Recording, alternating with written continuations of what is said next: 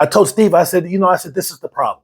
I said, you got people that are telling us that we need to come out and be productive citizens, and yet we got these barriers and these doors are being slammed in our face, and in this case, they won't even answer the door. Like, they won't even open the door and look and see who it is. They won't even look at me.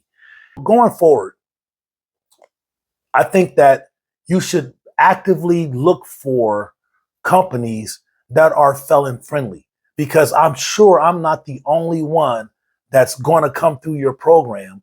And he was like, this is something, he said, I don't want you to think that we're telling you that you can't come here and go to school here and get the education here. He said, I didn't even know that this was their policy or this is what their viewpoint was. He said, this is new to me. Like, he was coming at it from the perspective that I felt that the school wasn't going to let me go to school there.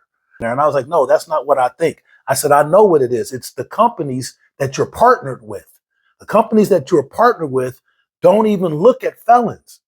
And I said, and that's a problem right there. And this is why I believe that criminal justice needs reform, and that we need to do a better job at establishing programs and organizations that help target this situation right here, because you got these companies that are getting the pick of the litter, but you got guys like me that, like, I plan on being a successful student. My goal is to be the #1 student, right? The top graduate with the top grades, and just be the exemplary. And I want to show them that you overlooked me. You won't even consider me just because of my past. Now, I got the skill, I got the mindset, and I got the drive and the passion to do what needs to be done and do it well. And you telling me that instead of considering me an asset to your company, you think I'm a liability? Well, okay, that's fine. I'm going to be an asset to some company, and it's going to be the company that invested in me, that believed in me. And but there are companies out there that are felon friendly, that will hire felons, and they don't really care about your past as long as you know the job. And especially at such a long time ago, who is the same person they were 25 years ago? Who even thinks the same way they did 25 years ago? I'm not even mad, but I am upset that this college is partnered with companies that won't even look at felons, won't even look at them.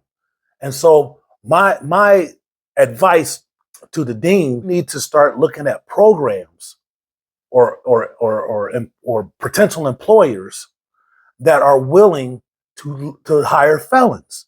Because that's this situation, I'm not going to be the only one that comes through, right? But I do want to set the standard for what should be acceptable. And I'm going to show them, I really am going to show them that they passed up on a real asset. They passed me up just because of my criminal history. We can't get licensings for certain jobs, right? We can't leave the country without certain things. In some instances, we can't even get a passport. Other countries won't even let us in because we're convicted felons. So these are the things that we're talking about, like these collateral punishments that they leave a lasting mark, and it hurts. And it's like it's the stigma that we get, especially if you got a violent offense, and if you got a sex offense. You're pretty much like, they're like, nope, stay away, and it's heartbreaking. It's discouraging. It is. It's discouraging, but I'm not discouraged. But I'm really, really hurt that happened. I'm hurt because I know that this program, like the Ohio Means Jobs, they mean good. They mean good. And I think Stark Steak, and I think Steve really meant good. But it's the other people, the powers that be, the people that hold the purse strings, that get to determine whether or not we get to succeed or not, or whether I didn't even say succeed, because I'm going to succeed regardless of the obstacles that are placed in front of me. Because in my mind, obstacles are the things you run into when you take your eyes off the prize.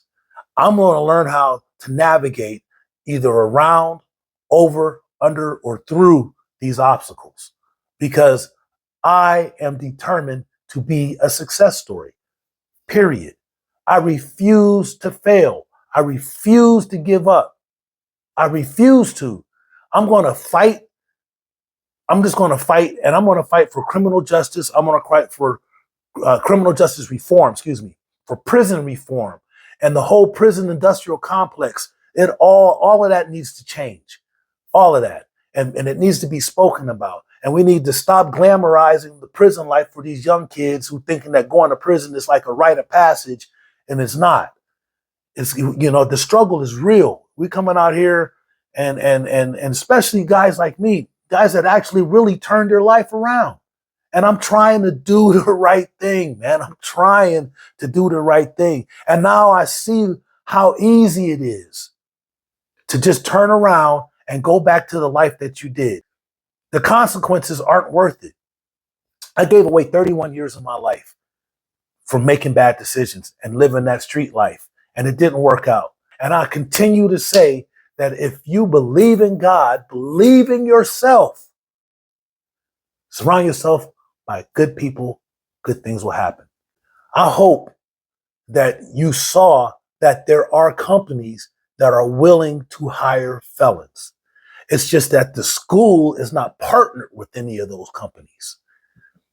I have the letter that I need, right? I've submitted the letter to my counselor.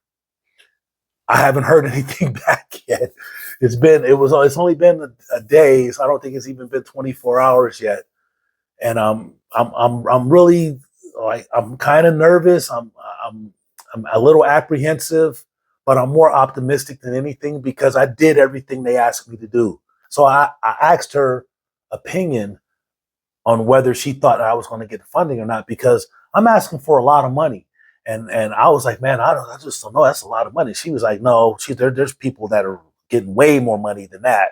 So she's like, it's not about the money. It's just respect. She says, I understand why they're doing what they're doing, because they don't want to have you go through all of this training and then pay for it. They'll pay for you to get all of this training. And then when you get finished with the training, you can't get a job. And I was like, I understand. I do. I said, I have a piece of advice for you. And she was like, what? I said, I think that whatever the step that they're asking me to do, this should have been included in that first step prior to going to the committee. I should have had that letter included in the packet that we submitted to the committee.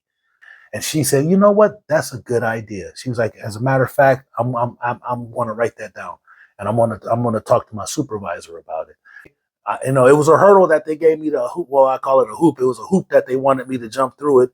I jumped right through it, and now I'm just waiting on the results. I actually prayed and asked God, like, if this is the path that you want me to walk, then show me the way. And I'm telling you straight up that this whole experience, God's hand is in the middle of all of it. Everything that happened, it was like somebody's like, man shut the door, God kicked it right open.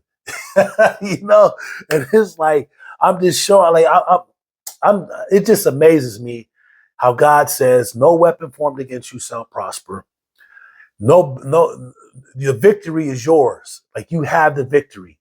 Just believe and have faith and just stay the course. That's what he says. Just stay the course. And I've been staying the course. I haven't lost faith, and he's been coming through for me. Remember, God loves you. So do I.